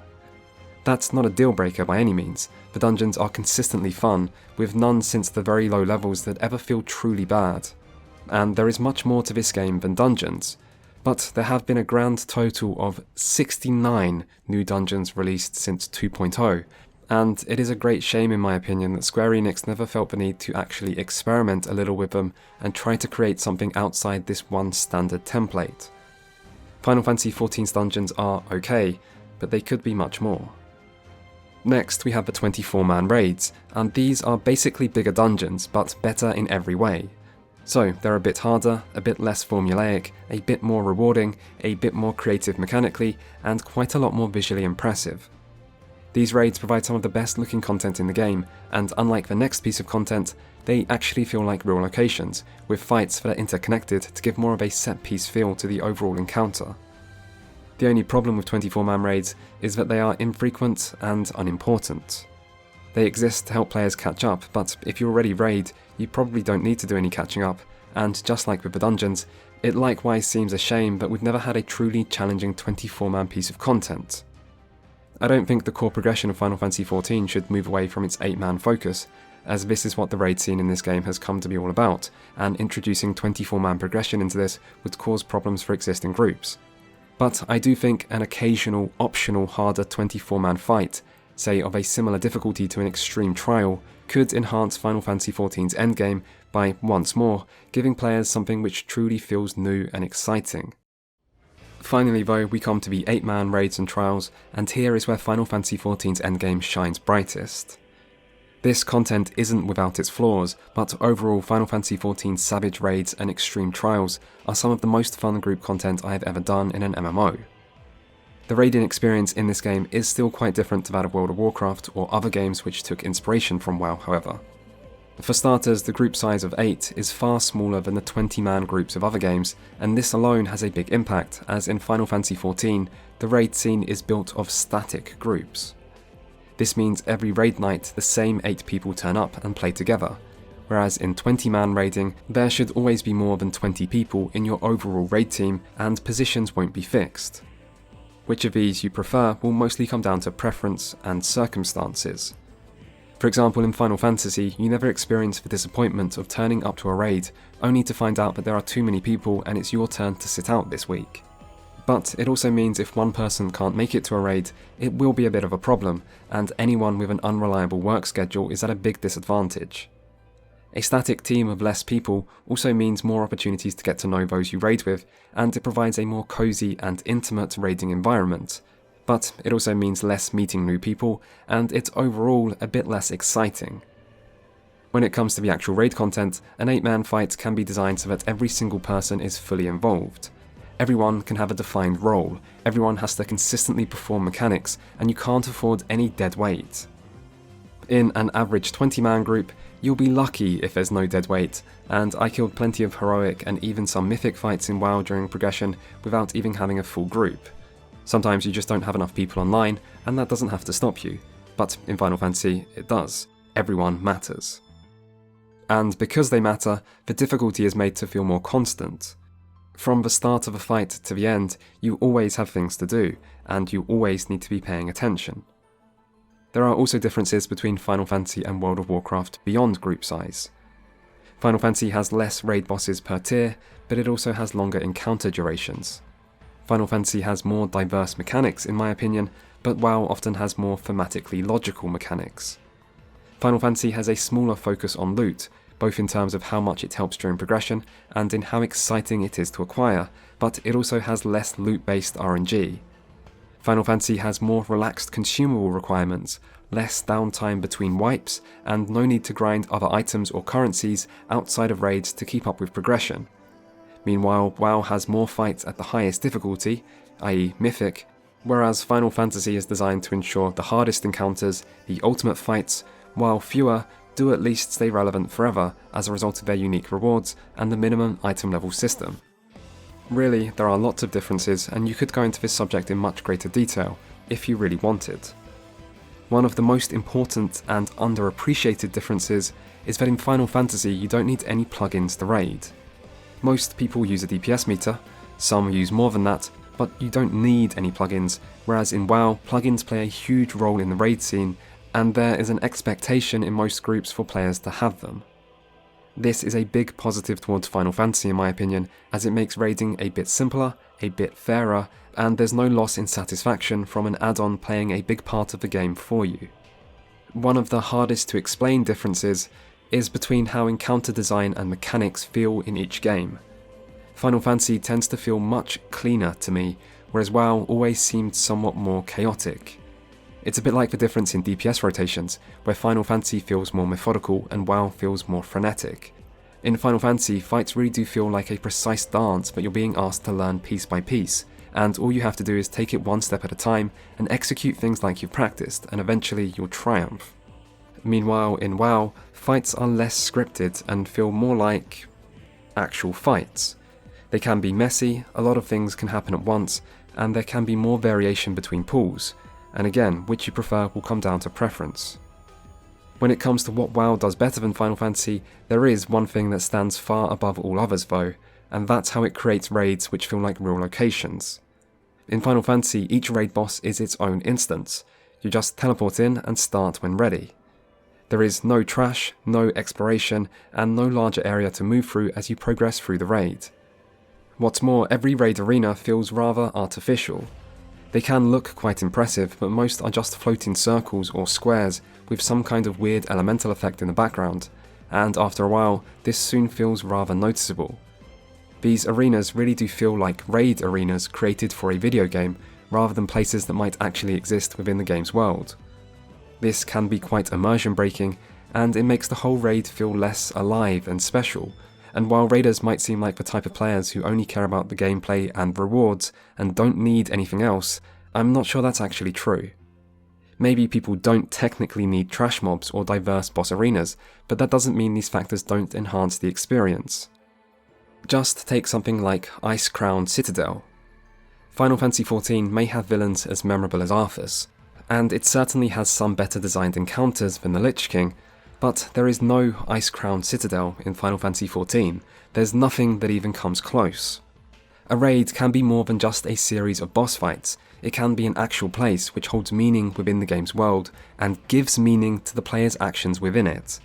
And considering how important raids are in terms of the time players spend with them and the memories they bestow, it is very disappointing to me that Final Fantasy XIV's raids really are just raids. Despite that, if I were to choose which game I preferred raiding in between Final Fantasy XIV and World of Warcraft, I would always choose Final Fantasy XIV. This has long seemed a bit paradoxical in my mind, because on paper, if I were to write down all the differences between raiding in these two games, and choose which one sounds better, I would always choose World of Warcraft. I mean, for things like 20 man vs 8, it's no contest, 20 wins all day. And yet, I'm not judging these two experiences on paper. I'm speaking from experience, and in practice, I enjoyed Final Fantasy quite a lot more. You might think this is a reflection of how much I enjoyed the rest of the game, or a result of the people I played with, but I don't think it is. I think I enjoyed raiding in Final Fantasy more because it was more consistently enjoyable. WoW provides more excitement, it has higher highs, and there are ways it clearly does raiding better, but also sometimes in WoW I was bored during progression, or felt like I didn't really matter. Whereas in Final Fantasy XIV, I found that encounters were always well designed and consistently challenging, and that just ended up being a better fit for me personally. And that's what I think it ultimately comes down to. Each game does different things well, and which someone will prefer will come down to personal preference. But honestly, that itself says a lot, and that's why I've focused so much on World of Warcraft in this section. Because there is no higher praise for an MMO than to be able to go toe-to-toe with World of Warcraft's raiding and walk away with it seeming like a fair contest. WoW was the undisputed raiding champion for years and years, and it's one of the main things that game has always focused on, and whether or not Final Fantasy XIV is actually better, it is at least capable of giving it some real competition, and there have not been many games ever able to do that. And so that, I guess, is Final Fantasy XIV's endgame. I mean, there is PvP, but it's not very good, and most people pretend it doesn't even exist. There is ERP, but I don't know if it's any good, and I like to pretend it doesn't exist. There is the Golden Saucer, which has several minigames, but these aren't particularly well developed on their own, so they mostly fall under collectibles, and so on. Endgame is whatever you want it to be, as everyone says, but in general, Endgame is leveling alts, attaining various collectible type items, and gearing up through dungeons and raids, and I'd say overall it's pretty good. Is there enough endgame activities in Final Fantasy XIV? Yes. Is there enough endgame activities for you personally? I don't know. Who are you? Honestly though, when it comes to MMO players in general, it doesn't matter what there is to do at endgame or how much content there might be. It is not enough because it is never enough. There will always be players out there who want more, those who would play every hour of every day of the year, devouring any and all content you put in front of them. And these people will never be satisfied, not in the long term anyway, and a game shouldn't be designed to cater for them. I'm sorry if this is you, and I hope you know that I don't judge you for your life choices. You have no idea how much I respect certain overly time-consuming MMO achievements, but regardless, it's still true that no endgame can last forever, and they probably shouldn't try to. And Final Fantasy XIV's certainly doesn't. It is very easy to walk away from this game and come back to it whenever the hell you feel like it. You don't have to worry about not being able to catch up, most important content stays relevant, and the game steers away from overly demanding grinds or RNG-dependent progression systems. Game director and accidental cult leader Yoshi P has famously said that if a player runs out of things to do, then they should just take a break, play some other games, and come back later when they feel like it. And as someone who has stopped playing this game multiple times, I appreciate that. Forcing players into overly long grinds may keep them subscribed a little longer, but it doesn't keep them happy.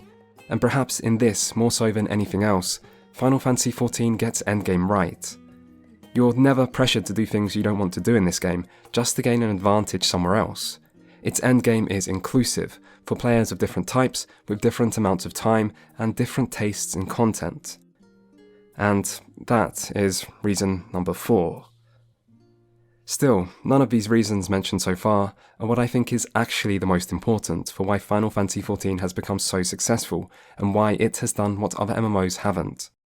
For that, we're going to have to talk about something everyone knows is important, but nobody seems to ever mention.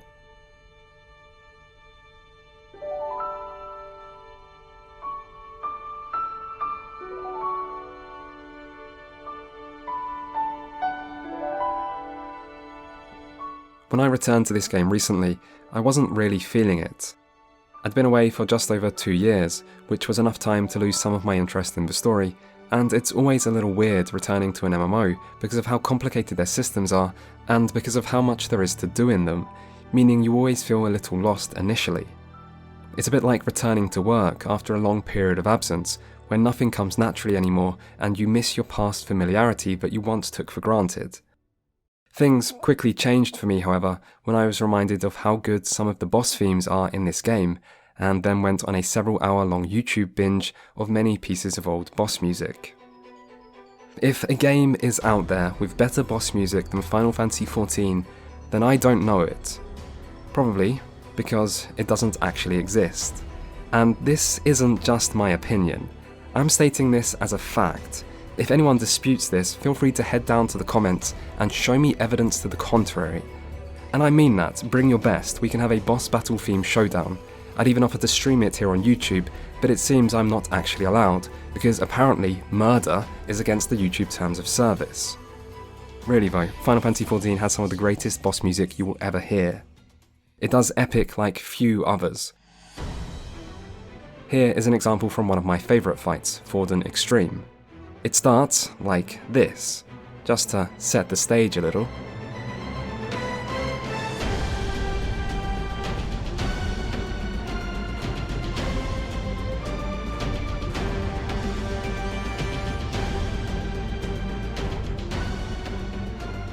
Then it builds with time. Then you get a little taste of the good stuff, but not too much. We've got a whole fight to get through here, remember? Just needs to be enough to make sure you're feeling it.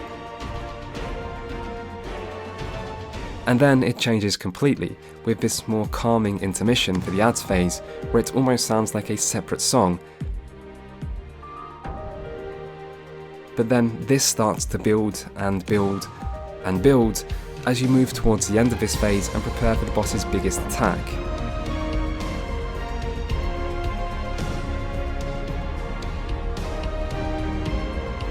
And then, after you survive that attack and move into the last phase, this starts playing as the final showdown begins. And could you ask for any better music to wipe to?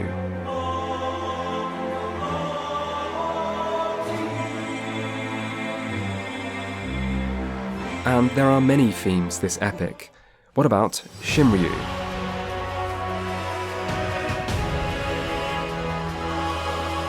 What about Ultima?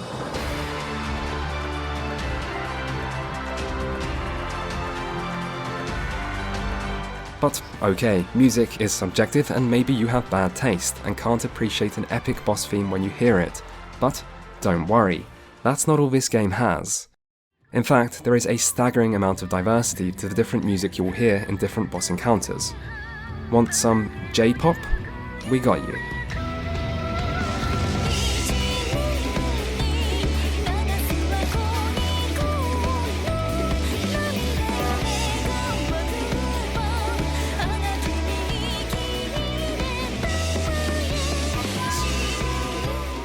Feeling a little edgy today and want something a bit heavier? No worries.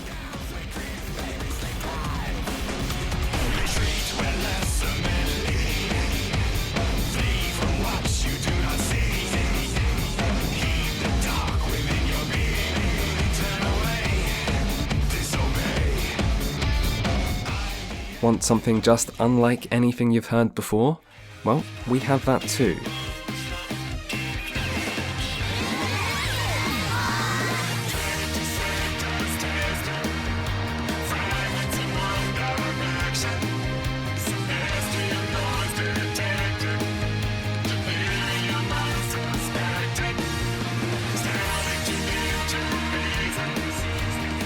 Or maybe you don't really care about genre and just want something catchy. Well, if you insist.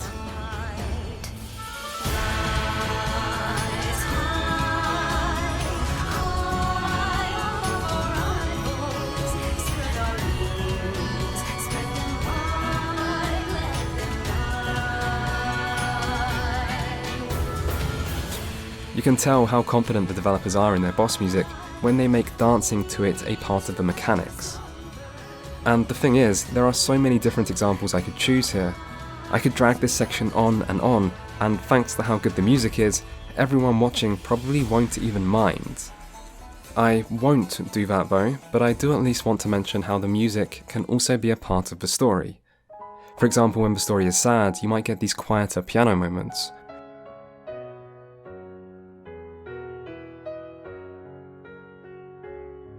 Or when the fight is a good-spirited competition between great warriors, the music then reflects that. Or how about those times when the music from the trailer comes back just at the climax of the story, just before the final showdown, and then suddenly you realise that the trailer music that you've probably already played the hell out of, because you're the kind of loser who listens to video game music in your free time, don't try to deny that by the way, I know what kind of people watch my videos, then you realise that this trailer music that you already like wasn't just there to sound cool during some fancy CG cinematic used to promote the game. No, all this time, it actually existed just to describe this moment, and every line makes perfect sense now that you know the context. It was all for this instant, for this boss fight, and how the fuck can you not be hyped after something like that? Does life get better than this? You have your great story, your great boss fight, your great music, and I haven't even used any example from Endwalker, which arguably does crazy boss music setups even better, or mentioned any of the many remixes from other Final Fantasy games, or even the non-Final Fantasy stuff like the Final Fantasy infused mashups from Nier. What I'm saying is that this is not just a matter of opinion. In its widely varied and continuously rich totality, Final Fantasy XIV's boss themes are as good as it gets. All of this comes from sound director Masayoshi Soken, by the way, and you should make a note of that name, for it is one that deserves to be remembered for a long time to come. Still, if you haven't played this game, you probably can't understand how great this music is. I mean, sure, you can hear these themes as pieces of music and maybe think they sound pretty good, but that's not actually why they're so special. What really makes them are the memories we associate with them. All I need to do is go to YouTube and start listening to any of these themes for a flood of happy memories to come rushing over me. Players spend time with these boss themes, potentially hours and hours, and those are hours they won't just spend alone, but with friends, working towards a challenging objective together, having a good time, enjoying the music, enjoying the gameplay, enjoying the company, creating memories. And memories are a huge part of MMOs, and I don't think anyone ever acknowledges to what extent they shape our experience with them. Everyone who is a fan of MMOs has a vault of happy memories locked away in their minds that they can't help but return to at times.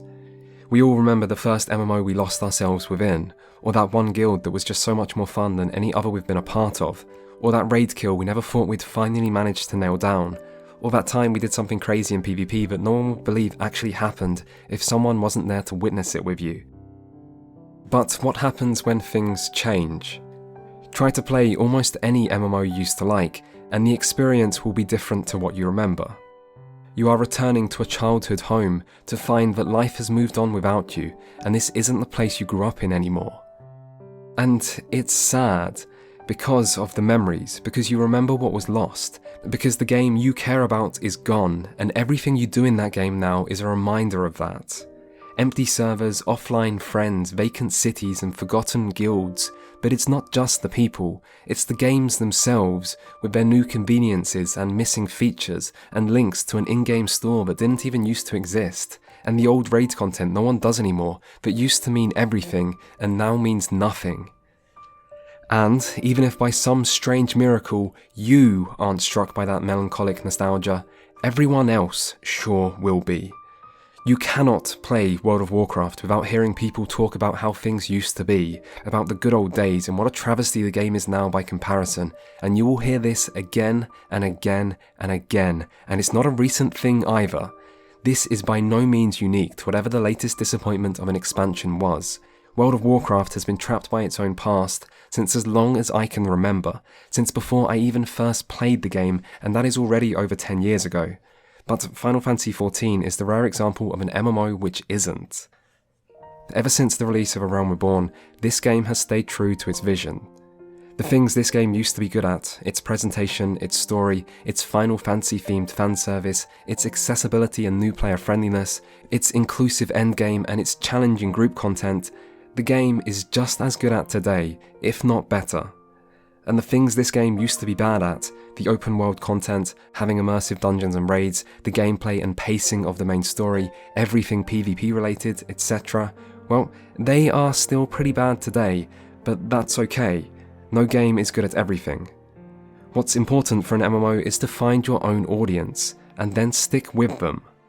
Cater to the people who actually like your game, and if you stand by them, you might just find they'll stand by you too, even when there are bumps along the way. And this game, as it is right now, proves that. World of Warcraft never had it easy. It was always torn between two different eras, of old MMO design and new, group finder or shouting for a party in chat, server communities or cross-server grouping and sharding, finding things out by talking to other people versus looking everything up online, content that asks you to dedicate hours to it versus content designed for people with jobs and families, and countless other examples. But Final Fantasy XIV is an MMO designed for a modern player base through and through, for better or worse. And if this game was for you when it came out, then it probably still is today, and tomorrow, and every day after that, and if it's not, it's probably you that has changed since, not it. The Final Fantasy XIV player base doesn't have that baggage that other MMO players seem to be defined by. They haven't been scarred by their own game, they don't obsess over that which was lost. And so, instead of that non-stop looking back to the past, in Final Fantasy, players actually look to the future. Where will the story go next? What are the next classes that will be added? Who's going to be the next Scion? Innocent questions, earnestly asked, with not a care given to what might be lost along the way. The future is bright here. The best always seems to be yet to come, and people are happy. They love their game, they love their game's director, and they have pride in their community, and maybe they can go a little too far in these regards, but that's okay, you can hardly blame them. It is a rare thing for an MMO player base to actually be content, and that positivity can be infectious. You will feel it within the game today, and God, what a sight that is to see in a genre as marked by disappointment as this one. Final Fantasy XIV is a game that is remarkable, not because of its lack of flaws, but because of its great success despite them. It is a game that truly did things its own way, and still does. And it is proof that the MMO genre is not dead yet, and won't be anytime soon. Most of all though, it is a game built on happy memories that are not just relics of the past. Final Fantasy XIV is a childhood home you can actually return to. And it's not over yet.